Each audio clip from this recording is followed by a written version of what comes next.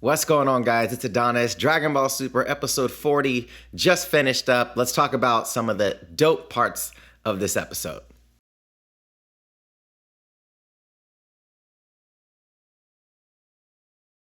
So coming off the amazing episode of episode 39, 40 was okay. Definitely a conclusion episode. It didn't end the way I would have liked it to end, but hopefully this kind of adds, some, storytelling into the next arc. Hopefully. So we had some really cool stuff. So let's talk about some of those things. First thing, Goku tries to change the rules mid-fight or kind of close to the end of the fight.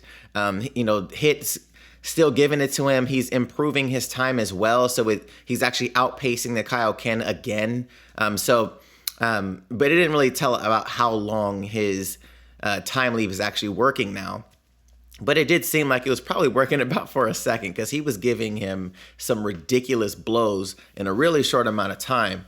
So I'm really interested to see, do we learn more about Hit after this arc? I'm really interested in that. But Goku tries to change the rules because he notices that, Hit is an assassin. He has some kill techniques that he can't do in the match. So he was like, can we cut the rules out so I can actually fight him, at full power, at full strength, because he keeps getting stronger in the fight. So he knows that it's not his max, which is really interesting for Goku because he's kind of doing the opposite. He's not really doing the opposite. He's still really strong, but his body is really starting to deteriorate under, Kaioken times 10 in his Super Saiyan Blue form. So really interesting to see, but, that really, pisses Beerus off. Champa's like all for it, but Beerus is like, no, dude, like you're already winning. Like why even try to change it? Let's just get this done. And, Champa's, he had talked to some of the other people saying like, you guys are pawns.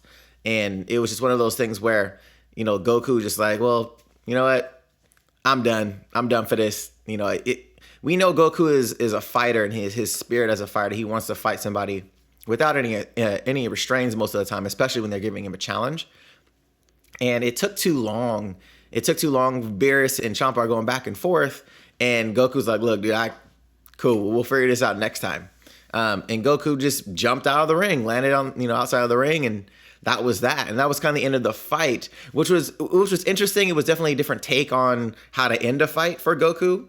I think some will say like, oh, it's definitely different for Goku as far as like not coming in and saving the day, quote unquote, but even still, it's still really interesting. Not my favorite way to go out of a tournament. But that's kind of what they wrote. So now with that, though, kind of rose some really interesting things. The next fight, Monaka comes out. We all know Monaka is not a fighter. We know he's not a fighter. And I really believe that Hit noticed that as well. He comes out, he's shaking, jumps off where they are, and he ends up landing on his head. Goku's like, oh, wow, I couldn't even sense his movements. Like, it's just stuff where the comedy factor of it, like Goku just being Goku, not really paying attention all the time, unless it's actually like necessary, which is really strange. But and then he starts to fight. Monaka goes in, hits him with a punch, and he just stood there, and then he fakes flying out of the ring. And I swear I called it in my head. I'm like, okay, he's gonna fake it. Just because of he doesn't want to be a pawn. Hit doesn't want to be a pawn. And you saw that right after, he, faked his loss, and then flies up and Champa's livid. And you see Hit like ready to go, and Champa's like, no, you're not leaving here. Y'all motherfuckers gonna die. So I was like, okay, what's gonna happen now? I was like, okay, is Goku gonna step in? Beerus is like, nope, not on duty. He tells him basically like, you don't interfere, And Champa's about to give him the business.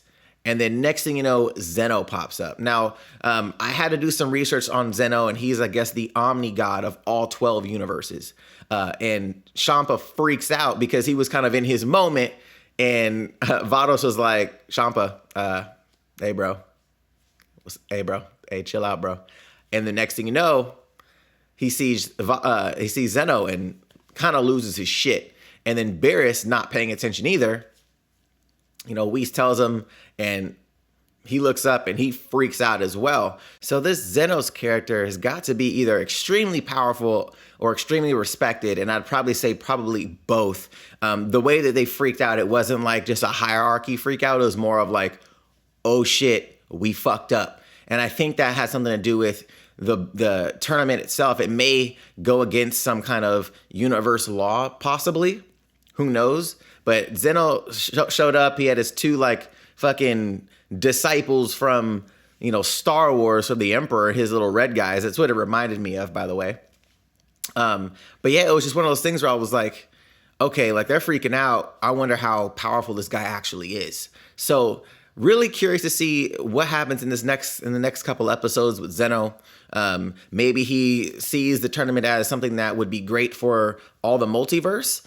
So maybe we'll see more things like that with cross, you know, universe battles and stuff like that. Or, you know, maybe he's gonna show Beerus and Champa what's really good. He may do some disciplinary actions, which I'm really interested to see. But let me know, guys, what you guys thought about this episode. Oh, actually, one more thing.